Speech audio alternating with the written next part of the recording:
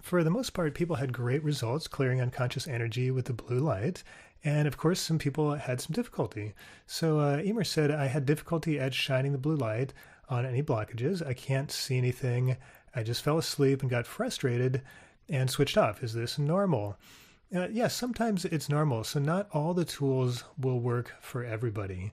And especially when we're working with unconsciousness, that's one of the kind of most slippery energies to get around because it's unconscious. The reason why we put unconscious energy somewhere is there's something we don't want to see or something we don't want to feel that we don't want to remember or know. And so we surround it with this foggy unconscious energy to allow ourselves some freedom from that place of pain or frustration. So when you start going into it like we're doing this exercise, sometimes you'll feel the frustration that was there, and that could be what you're feeling. And sometimes you'll just fall asleep because unconscious energy makes you do that. That's actually the purpose of the unconscious energy. So yeah, it's normal. I would say don't get frustrated about it. What you want to do instead is just kind of laugh and say, wow, this is some deep unconscious stuff. And then just try again sometime. And again, if you don't get it all, it's no big deal. There'll always be something to work on as long as you're alive. so there's no rush. So Linda had a similar thing. She said, although the light seemed blue, I saw nothing else. What am I doing or not doing? So I'd say for you, Linda, it looks like you could see that blue light and you're shining it around the room. But if you just see the blue light reflecting back and you don't see any dark spots, it's totally possible there's no unconscious energy in that part of your mind. And that's great. Daria had one too. She's very similar. Says, could not find any fog in the room. There was a small dark patch, 1/2 meter wide, that got lightened up as soon as I approached it, but there was nothing there either. The same with the question, empty, light, blue, glowing room. Okay, I'm not sure what that said, but should I modify the technique in some way to be able to get into the described conditions, or is it possible that I wasn't ready, relaxed enough? Okay, so yeah, Daria, so the same answer for you, that yeah, it's okay. You don't have to find something. So sometimes you'll be looking around, you'll find a little bit like you did, it'll clear out. You don't know why it cleared or what it was, but it's gone. Doesn't mean you're not doing it right. It means you did it just fine. And I would say, yes, should you modify the technique? If you feel guided to modify any of the techniques that I'm providing, then definitely do that. You're totally welcome to change them and make them your own. And, you know, if you feel like, oh, that blue light's not working for me, but a yellow one would work, great, use a yellow light. There's no magic to what I'm doing. These are visualizations that are very close to how the energy actually works, so it helps you get in touch with it, but it's okay to adapt them to your needs. Ant says, I had black fog on part of the right side and 2 gray spots on the left side. I went to the right side first and were shining the light to the left, and then did the opposite thing the next morning. But I can't see or recognize anything. Just some past pulling, some defensive thoughts maybe. Maybe it's my habit to blame others. I feel freer and light is moving better, but I can't give it a name or a shape. Does that matter? That's a really good question. So sometimes we'll go in and clear some energy and we have no idea what we just cleared. Right? It's kind of like this. You're like, it was dark, it was gray, there were some spots or some fog, and then I moved it, no idea what it was, but now I feel better. I feel freer, I feel that, lighter, or things are moving. So I would say that's just perfect. It's not important to know exactly what you're clearing, right? The result is that you felt better and you felt freer, and you just want to trust that, hey, that's good enough. Sometimes if you find out the information about something, it'll actually cause you to go and kind of recreate that or dig deeper. Sometimes it's much easier to just let it go. This happens all the time when I'm doing hands-on healing with people, is that the healing guides will actually take them out of their body. So the person, they can be talking and mid-sentence, they'll just like kind of conk out. And then the guides will do some healing work, clear some stuff out of the body, boom, the person will come back in.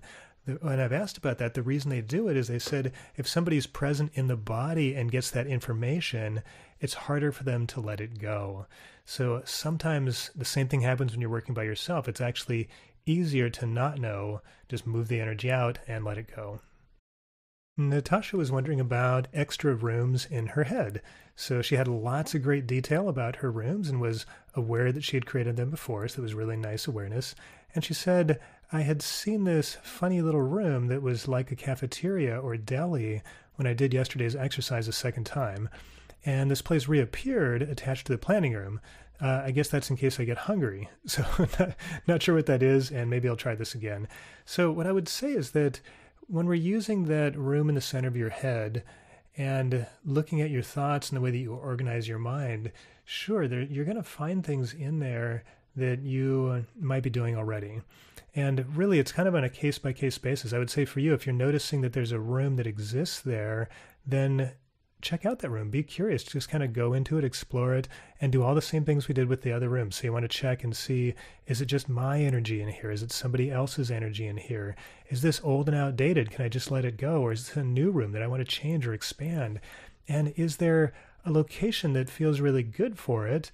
Or do I want to move it around into somewhere new? So you just kind of ask the same questions, and you'll notice that it's totally okay to make new rooms and to have new experiences in this mental space while we're doing this. So Vigo has a question of, how do I keep the doors closed in my mental space? I notice myself, and I'm thinking all the time, I'm opening all the doors, relationship, job, and future. When people around me start to speak on a topic or to do something to me, suddenly a door will open, and I start to feel terrible. After mind awareness meditations, I'm like a crazy person because now I know the door is open, and it reminds me of something and takes me a few minutes in that moment I'm in. And even if I'm talking to my friends, the doors tend to pop open. And so, and she kind of goes on there. Now, so what's happening there is, I would say, don't worry about that too much. So it's okay to have these doors open. It's actually pretty natural. So what's going to happen, just like with your chakras, if you need to access some information, and say you've got your lower chakras closed down, and you need to access that and get up and run, they'll just pop right open. It's no problem. Same thing when we're working in the center of the headspace. If you are talking to somebody and they talk about something, the information that you need is in your planning room, well, then of course you'll access that and the door will open. So there's not really a good or a bad thing here about it. You shouldn't have to have them closed all the time. It's just an exercise in knowing that you can do that. So if you're feeling overwhelmed and there's too much information, or you're always thinking about work or always obsessed with your relationships, then this exercise is fantastic for sort of segmenting that out and being able to turn it off. But I wouldn't try to control it perfectly. Really trying to force ourselves, whether it's our mind or our body or our spirit or our emotions, to do something that we want or follow a particular rigid set of rules is never going to work. All it's going to do is cause frustration because, that things just don't work like that. So I would say great awareness that you notice this. It's kind of fun, but you're doing fine. Don't worry about it. It's not a problem. Marit says, since duality, I realized I have a dark space in the back of my head. When I tried to take a look at it or walk into it, it just moved around and slipped away. I still can't come into it. What should I do? Yeah, so that's just a little bit of unconscious energy that's back in the back of your head. And what I would suggest is do this blue light exercise where you're creating that blue energy ball between your hands, and then you're letting it shine back there. And just locate that, here's the space where there is some unconscious energy. Now you've got that already because you know it's in the back of the head. And then I would use that first style that we did in the meditation where you shine the light back there and then you imagine that you're walking into that space and continue walking through it. Even if you're spacing out, even if you can't find something, keep walking through it and you will get to something. So you'll get through the unconscious energy and you'll find, oh, I'm in this little quiet space, or this bright space, or this clear space, and now I'm starting to get some information about what is here. What was I hiding from myself, or what was I unable to see or not wanting to see? So I would just recommend do that meditation again. Now, if it doesn't come when you do it, yeah, you might have to try it a few times. If it doesn't come at all and you try a few times, it's okay. It just means you're not quite ready to look at it, and that's just fine. Again, there's no need to be perfect with the training or anything that you're doing, really. If you're aware that there's something in the back of your head, that's the first step. And you can just trust that when you're ready to find more information, the exercise will work. Asked, how can I use blue light to find lost objects? I've been trying to find 2 lost objects from a reorganization of my home space. How do I do that? Yeah, I kind of dropped that little hint, but I didn't give you the details there. So if you are trying to find a lost object, what I would do is, if you know it's in your house, for example, I would close my eyes somewhere in the house, and then I would create that blue light in my hands. And then just like you would do in the center of your head space where you're working with rooms, I would work with the physical rooms in the house, right? Because you didn't lose it in your head, you lost it in the house somewhere. So what you would do is you'd create that blue light between your hands and then just imagine you're kind of shining it around the different rooms and look for a place where it'll either light up or where there's a place where it's sort of dark and you can't see. Because if it's in a place where there's a lot of unconscious energy, it'll be hard for you to see it. That's why sometimes, it's so funny, sometimes you'll notice that you're looking for something and you can't find it. And then somebody else will point over and say, well, isn't it sitting like right on the desk in front of you? Then when you look there, you can see it. But you couldn't see it no matter how hard you looked before. You couldn't see it by yourself. You needed somebody else that could point through that unconscious energy to get your attention to the place where it actually was. So this is the same kind of technique, but you're doing it by yourself. You're just looking for a pocket of unconscious energy, which you can clear and then go look there. Or sometimes you'll just see the object light lit up. Now, if you're a duality student, you can also use the technique I told you there, which was to ground the lost objects, just create a grounding cord on them, connect them to the center of the earth, and then look around for the grounding cord. It's actually the same idea, is that it's probably in an unconscious place, but if you create the grounding cord, because you created it and it's very conscious, you'll be able to find the grounding cord easier than the object. So there's a couple of tricks. They don't always work, but they work probably 75% of the time. Elizabeth wants to know, what else can we use the blue light for? Can we also use the blue light for emotions, difficult or otherwise, and sensations in the body for healing and to bring more clarity? So sure, you can use this blue light. The blue light is just for clearing unconscious energy. So if there is unconscious places in your emotions, you can use the blue light to do that. And we will actually do that when we get to the emotional section, which is section 5, so days 40 through 50, roughly. So we'll use the blue light there. You'll learn how. If you're working with the body, there might be some unconscious energy in the way of you healing, but you'd probably be more likely to use the things that we practiced in the body section, where you're working with energy in the body and moving blocks in the body and so on. But if you thought to ask the question, then the answer is probably yes for you. Whatever situation you're thinking of, if you think of something and a tool comes to you, even if it doesn't seem like the right tool for the job, just trust that it is. That's why you thought of it. That's exactly why I'm giving you, planting all these different seeds, lots of different experiences, lots of different tools and techniques to use, so that when you have a question or you're wondering about something, the right one will pop up because you've done it before and it's in your awareness. Nisha says, I'm still having trouble with the notice something I haven't noticed before, but I think I'm learning to play and practice instead of getting stuck in the self-judgment of not being good enough or not doing it well enough. Lane said something similar. I really did not notice anything that I haven't noticed before. Diane, same thing. I can never notice anything else and I wasn't expecting to see, and I feel like a failure every time that question is asked. I know I'm supposed to feel amused, but it makes me angry. So, it made me amused. Okay, and then Kelly said, I was also surprised when I tried to feel around me for something I didn't notice before. I could feel that something was there, but when I went to look at it, it wasn't what I imagined. But it was cool that I could use this sense of presence, sense the presence of something.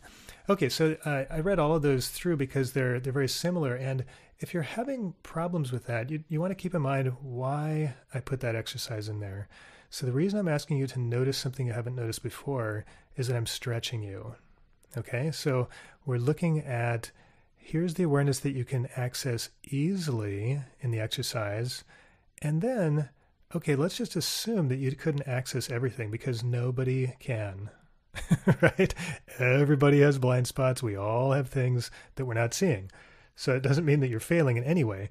But what I'm saying is just notice one of those things. Notice one little area where you hadn't noticed something before. Usually something will pop up and you'll say, wow, that's kind of cool. I saw something. Sometimes nothing will pop up, and that's totally okay too. What we're dealing with here is, I'm stretching your awareness, and some of you are hitting a little bit of perfect pictures, which means you're wanting to do it perfectly. And, everything that I suggest, you want to do it right, get great results, and excel at every single thing. This is unrealistic, right? So that's too much expectation to put on yourself. And you want to really let that go and just have fun. Sometimes you'll do a meditation. This even happens to me. I'm doing my own meditations here in this program. Sometimes I'll go through and say, Okay, I didn't really get much today because I was spacey and falling asleep and tired. And but then when I start writing about what happened, I'll notice, oh wow, actually I got a lot more than I thought. Stuff will come up that I didn't even notice I was noticing. That's why I have you guys share it. Even if you just type it up for yourself, it's really handy. So I would say, yeah, don't worry about it if you're struggling with something like this. Just laugh, let go of the perfect pictures, enjoy yourself. And you'll notice that when you come back through later, if you do the program again and come back through on your own time, you'll notice that the things that were really hard and frustrating before will be super simple for you the next time through. It's actually really fun because you'll see how much you grew. Ladora has a question about seeing something unexpected when she closes her eyes. So she says, although I'm a visual person, I was unable to see each room, but actually felt directions. My workroom was in front, my relationship was to the right and very crowded. My planning room is to the left. Upper levels never occurred to me. And then she says, as usual, when I close my eyes, I am immediately traveling in a cave, which becomes longer and deeper each time. And Jeffrey, can you throw some light on this cave issue? And thanks for another enlightening class. So yeah, what's happening there when you're closing your eyes is you are moving into an experience that you've had before. For you, it actually looks like this may be sort of a combination of a memory of something that happened in the past, could even be a past life, and a way that you're sort of understanding your own mind. So your mind may feel like it's this kind of dark thing and there's unknown things inside and you're kind of moving deeper and deeper into it, sort of like moving into a cave. So, it looks like there's a little bit of both of those happening for you. And what I'd say, if you're experiencing that or somebody that's seeing something completely different when you close your eyes, what you want to do is just be kind of curious and go with it. So there's never anything to be afraid of when you're experiencing things in the center of your head or really anywhere with your energy. If you find something that's kind of new or unexpected, then one, you're probably not making it up if you didn't expect it. And two, just be kind of curious and amused and have fun and go check it out. And it's just going to help you learn more about yourself. Now, I will say that there are times when I've studied stuff inside myself that took me, many years to actually sort out. And it's kind of funny. They weren't big things. They were just these kind of curiosities about, what is this experience I'm having? And then maybe 5 or 10 years later, the light bulb would come and I'd say, oh, I finally understand that thing. And I would just laugh and say, now it makes sense. Now, the reason I tell you that is that it's okay if you don't get an answer right away. Some things just stick with us and we're just not ready to fully understand it, even though we're aware that it's happening. And that's okay. There's no rush. There's plenty of time.